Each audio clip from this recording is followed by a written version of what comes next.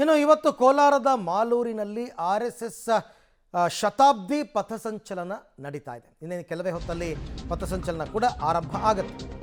RSS 100 ವರ್ಷ ತುಂಬಿದ ಹಿನ್ನೆಲೆಯಲ್ಲಿ ಅಲ್ಲಲ್ಲಿ ಪಥಸಂಚಲನ ಹಮ್ಮಿಕೊಳ್ತಾ ಇದ್ದಾರೆ.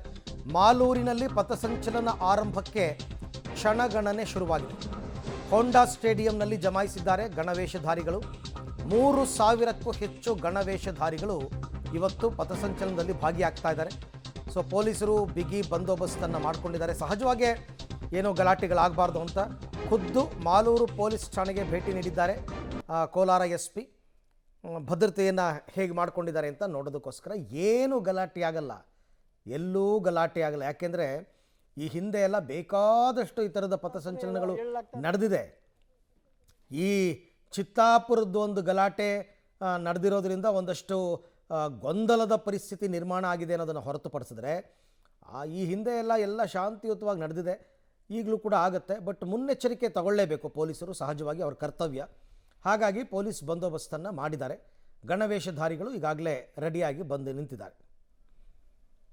ಈ ಬಗ್ಗೆ ಮತ್ತಷ್ಟು ಮಾಹಿತಿ ನನ್ನ ಕೊಲೀಗ್ ರವಿ ಅವರಿಂದ ಪಡ್ಕೊಂಡ. ರವಿ, ಸುಮಾರು ಎಷ್ಟು ಜನ ಸೇರ್ಬೋದು ಇವತ್ತಿನ ಪಥಸಂಚಲನಕ್ಕೆ? ಪೊಲೀಸ್ ಭದ್ರತೆ ಹೇಗಿದೆ ಅಂತ? ಖಂಡಿತ ಅರವಿಂದ್, ಈಗಾಗಲೇ 3000ಕ್ಕೂ ಹೆಚ್ಚು ಜನ ಗಣವೇಷಧಾರಿಗಳು ಭಾಗವಹಿಸಿರ್ತಕ್ಕಂಥದ್ದು. ನಾವು ಇವತ್ತು ಮಾಲೂರು ನಗರದ ಹೋಂಡಾ ಸ್ಟೇಡಿಯಂ ಬಳಿ ಇದ್ದೇವೆ. ಇಲ್ಲಿ ಸ್ಟೇಡಿಯಂನಲ್ಲಿ ಈಗಾಗಲೇ ಗಣವೇಷಧಾರಿಗಳು ಸಜ್ಜಾಗಿ ನಿಂತಿರ್ತಕ್ಕಂಥದ್ದು. ಯಾಕಂದರೆ ಇನ್ನೇನು ರಾಜ್ಯ ಸರ್ಕಾರ ವರ್ಸಸ್ ಸಂಘ ಅನ್ನೋ ಸಂಘರ್ಷಕ್ಕೆ ಒಂದು ರೀತಿಯಲ್ಲಿ ಸವಾಲಾಗಿ ಇವತ್ತು RSS ಪಥಸಂಚಲನ ನಡೀತಾ ಇದೆ ಅಂತಲೇ ಹೇಳ್ಬೋದು. ಯಾಕಂದರೆ RSS ಸಂಘಟನೆಯನ್ನು ನಿಷೇಧ ಜೊತೆಗೆ ಪಥಸಂಚಲನಕ್ಕೆ ಅನುಮತಿ ನಿರಾಕರಣೆ ಮಾಡಿರುವ ಹಿನ್ನೆಲೆಯಲ್ಲಿ ಇವತ್ತು ಕೋಲಾರದ ಮಾಲೂರಿನಲ್ಲಿ ಇವತ್ತು ಅನುಮತಿ ಸಿಕ್ಕಿದೆ. ಅದರಂತೆ ಪಥಸಂಚಲನ ಆರಂಭ ಆಗೋದಕ್ಕೆ ಇನ್ನೇನು ಕ್ಷಣಗಣನೆ ಆರಂಭ ಆಗಿದೆ. ಈ ಮಧ್ಯೆ ಸುಮಾರು 3000ಕ್ಕೂ ಹೆಚ್ಚು ಗಣವೇಷಧಾರಿಗಳು ಈಗಾಗಲೇ ಭಾಗವಹಿಸಿರ್ತಕ್ಕಂಥದ್ದು. ಇನ್ನು 3:15ಕ್ಕೆ ಈ ಒಂದು ಪಥಸಂಚಲನ ಆರಂಭವಾಗಲಿದೆ. ಅದುವರೆಗೂ ಇನ್ನೊಂದಷ್ಟು ಜನ ಗಣವೇಷಧಾರಿಗಳು ಭಾಗವಹಿಸುವ ಎಲ್ಲ ಸಾಧ್ಯತೆಗಳು ಇರ್ತಕ್ಕಂಥದ್ದು. ಇಲ್ಲಿ ನೋಡೋದಾದ್ರೆ ಈಗಾಗಲೇ ಎಲ್ಲ ಸಿದ್ಧತೆಗಳನ್ನು ಹಮ್ಮಿಕೊಂಡಿರ್ತಕ್ಕಂಥದ್ದು. ಈಗಾಗಲೇ 3000ಕ್ಕೂ ಹೆಚ್ಚು ಜನರು ಇವಾಗ ಭಾಗವಹಿಸಿರ್ತಕ್ಕಂಥದ್ದು. ಅದರಂತೆ ಮಾಲೂರಿನ ಏನು ಪ್ರಮುಖ ವೃತ್ತಗಳಲ್ಲಿ ಇವತ್ತು 4 ಕಿಲೋಮೀಟರ್ ಪಥಸಂಚಲನವನ್ನು ಮಾಡುವ ಮೂಲಕ ರಾಜ್ಯ ಸರ್ಕಾರಕ್ಕೆ ಒಂದು ರೀತಿಯ ಎಚ್ಚರಿಕೆ ಗಂಟೆ ಜೊತೆಗೆ ಶಕ್ತಿ ಪ್ರದರ್ಶನಕ್ಕೆ RSS ಮುಖಂಡರುಗಳು ಮುಂದಾಗಿರ್ತಕ್ಕಂಥದ್ದು. ಅದರಂತೆ ಈಗಾಗಲೇ 3,000 ರಿಂದ 5,000 ಜನ ಏನು ಗಣವೇಷಧಾರಿಗಳು ಭಾಗವಹಿಸುವ ಎಲ್ಲ ಸಾಧ್ಯತೆಗಳು ಇರೋದ್ರಿಂದಾಗಿ ಈಗಾಗಲೇ ಈ ಭಾಗದಲ್ಲಿ ನೋಡೋದಾದ್ರೆ ಒಂದಷ್ಟು ಜನ ಮಕ್ಕಳು ಕೂಡ ಗಣವೇಷ ಧರಿಸಿ ಈಗಾಗಲೇ ಪಥಸಂಚಲನಕ್ಕೆ ಸಿದ್ಧವಾಗಿರ್ತಕ್ಕಂಥದ್ದು. ಇನ್ನು ಮಾಜಿ ಸಚಿವ ಕೃಷ್ಣ ಶೆಟ್ಟಿ, ಮಾಜಿ ಶಾಸಕ ಮಂಜುನಾಥ್ ಗೌಡ ಸೇರಿದಂತೆ ಹಲವು ಮುಖಂಡರುಗಳು ಕೂಡ ಈಗಾಗಲೇ ಭಾಗವಹಿಸಿರ್ತಕ್ಕಂಥದ್ದು.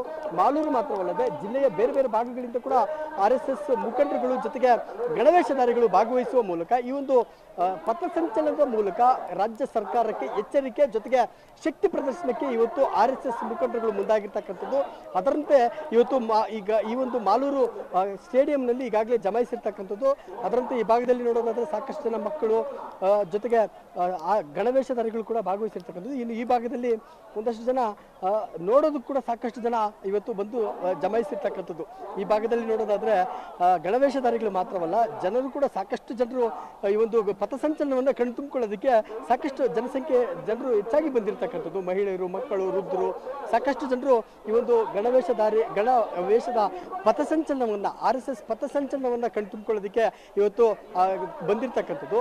ಇನ್ನೇನು ಕ್ಷಣಗಣನೆ ಆರಂಭ ಆಗಿರ್ತಕ್ಕಂಥದ್ದು. 3:15ಕ್ಕೆ ಸರಿಯಾಗಿ ಈ ಒಂದು ಪಥಸಂಚಲನ ಆರಂಭ ಆಗೋದಕ್ಕೆ ಎಲ್ಲ ಸಿದ್ಧತೆಗಳನ್ನು ಕೈಗೊಂಡಿರ್ತಕ್ಕಂಥದ್ದು. ರವಿ, ಈಗ ಪಥಸಂಚಲನಕ್ಕೆ ಎಲ್ಲ ಕಡೆ ಪರ್ಮಿಷನ್ ತಗೋಬೇಕು ಅಂತಿದ್ದಾರೆ. ಸೊ ಇಲ್ಲಿ ಏನು ತೊಂದರೆ ಆಗಲಿಲ್ವಾ? ಪರ್ಮಿಷನ್ ಸಿಕ್ಕಿದೆಯಾ? ಮತ್ತೆ ಇದನ್ನ ಯಾರಾದರೂ ಅಲ್ಲಿ ವಿರೋಧಿಸಿದಾರಾ ಹೇಗೆ ಅಂತ?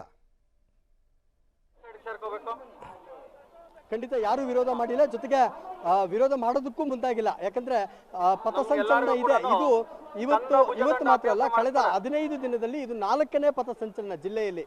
ಈಗಾಗಲೇ ಕೋಲಾರ ನಗರದಲ್ಲಾಯಿತು, ಕಳೆದ ವಾರ ಶ್ರೀನಿವಾಸಪುರದಲ್ಲಾಯಿತು, ಅದಕ್ಕೂ ಮುಂದಿನ ವಾರ ಮುಳಬಾಗಿಲು ನಗರದಲ್ಲಿ ಪಥಸಂಚಲನವನ್ನು ಮುಗಿಸಿರ್ತಕ್ಕಂಥದ್ದು. ಈ ಮಧ್ಯೆ ಏನು ಕಲಬುರಗಿಯ ಚಿತ್ತಾಪುರದಲ್ಲಿ ಒಂದು ವಿವಾದ ಸೃಷ್ಟಿಯಾಗಿದೆ. ಈ ವಿವಾದದ ಬೆನ್ನಲ್ಲೇ ಇವತ್ತು ಮಾಲೂರಿನಲ್ಲಿ ಶಕ್ತಿ ಪ್ರದರ್ಶನಕ್ಕೆ RSS ಮುಂದಾಗಿರ್ತಕ್ಕಂಥದ್ದು. ಯಾಕಂದ್ರೆ ಇದು ಕಳೆದ ಏನು ರಾಜ್ಯದಲ್ಲಿ 200ಕ್ಕೂ ಹೆಚ್ಚು ಪಥಸಂಚಲನಗಳನ್ನು ಈಗಾಗಲೇ RSS ಮಾಡಿದೆ. ಆದರೆ ಈ ಒಂದು ಚಿತ್ತಾಪುರದಲ್ಲಿ ಅನುಮತಿ ನಿರಾಕರಣೆ ಮಾಡಿದ ಹಿನ್ನೆಲೆಯಲ್ಲಿ, ಜೊತೆಗೆ ಇದನ್ನು ಪ್ರತಿಷ್ಠೆಯಾಗಿ ಪರಿಗಣಿಸಿರುವ ಹಿನ್ನೆಲೆಯಲ್ಲಿ ಇವತ್ತು ಮಾಲೂರಿನಲ್ಲಿ ವಿಶೇಷವಾಗಿ ಪಥಸಂಚಲನವನ್ನು ಹಮ್ಮಿಕೊಂಡಿರ್ತಕ್ಕಂಥದ್ದು. ಅದರಂತೆ ಇವತ್ತು ಸಾವಿರಾರು ಸಂಖ್ಯೆಯಲ್ಲಿ ಹೆಚ್ಚಾಗಿ ಅಂದರೆ ಕಳೆದ ಏನು 2-3 ಪಥಸಂಚಲನ ಆಯಿತು, ಅದರಲ್ಲಿ 500ರಿಂದ 700 ಜನ 1000 ಜನರ ಒಳಗೆ ಇರ್ತಾ ಇದ್ರು. ಆದರೆ ಚಿತ್ತಾಪುರದಲ್ಲಿ ಅನುಮತಿ ಯಾವಾಗ ನಿರಾಕರಣೆ ಆಯಿತು, ಇವತ್ತು ಪ್ರತಿಷ್ಠೆಯ ಒಂದು ಕಣವಾಗಿರ್ತಕ್ಕಂಥದ್ದು. ಪರಿಣಾಮ ಇವತ್ತು RSSನ ಮುಖಂಡರು ಹೆಚ್ಚಾಗಿ ಭಾಗವಹಿಸುವ ಮೂಲಕ ಈ ಒಂದು ಶಕ್ತಿ ಪ್ರದರ್ಶನ, ಜೊತೆಗೆ ರಾಜ್ಯ ಸರ್ಕಾರಕ್ಕೆ ಒಂದು ಎಚ್ಚರಿಕೆಯನ್ನು ಕೊಡೋದಕ್ಕೆ ಇವತ್ತು RSS ಮುಖಂಡರುಗಳು ಮುಂದಾಗಿರ್ತಕ್ಕಂಥದ್ದು. ಅರವಿಂದ್, ಅಂದರೆ ಕಳೆದ ರಾಜ್ಯದಲ್ಲಿ ಇತ್ತೀಚೆಗೆ ಅಂದರೆ ಶತಾಬ್ದಿ RSS ಪಥಸಂಚಲನ ಅನ್ನೋ ಒಂದು ನಿಟ್ಟಿನಲ್ಲಿ ಈಗಾಗಲೇ 200ಕ್ಕೂ ಹೆಚ್ಚು ಪಥಸಂಚಲನಗಳನ್ನ ಮಾಡಿದೆ. ಆದರೆ ಚಿತ್ತಾಪುರದಲ್ಲಿ ಯಾವಾಗ ಅನುಮತಿ ನಿರಾಕರಣೆ ಆಯಿತು, ಇದು RSS ಮುಖಂಡರಿಗೆ ಒಂದು ರೀತಿಯ ಪ್ರತಿಷ್ಠೆಯ ಪ್ರಶ್ನೆಯಾಗಿ ಪರಿಣಮಿಸಿತು. ಈ ಹಿನ್ನೆಲೆಯಲ್ಲಿ ಇವತ್ತು ಮಾಲೂರಿನಲ್ಲಿ ಒಂದು ರೀತಿಯ ಶಕ್ತಿ ಪ್ರದರ್ಶನ ಅನ್ಬೋದು, ಜೊತೆಗೆ ರಾಜ್ಯ ಸರ್ಕಾರಕ್ಕೆ ಎಚ್ಚರಿಕೆ ಅಂತಲೇ ಹೇಳ್ಬೋದಾಗಿದೆ. Arvind, right, thank you Ravi ತಮ್ಮ ಎಲ್ಲ ಮಾಹಿತಿಗಾಗಿ. ಒಟ್ಟಾರೆ ಯಾವುದೇ ಗೊಂದಲಗಳಿಲ್ಲದೆ ಮಾಲೂರಿನಲ್ಲಿ ಇವತ್ತು RSSನವರ ಪಥಸಂಚಲನಕ್ಕೆ ಸಿದ್ಧವಾಗಿದ್ದಾರೆ. ಕೆಲವೇ ನಿಮಿಷದಲ್ಲಿ ಅದು ಕೂಡ ಆರಂಭ ಆಗುತ್ತೆ.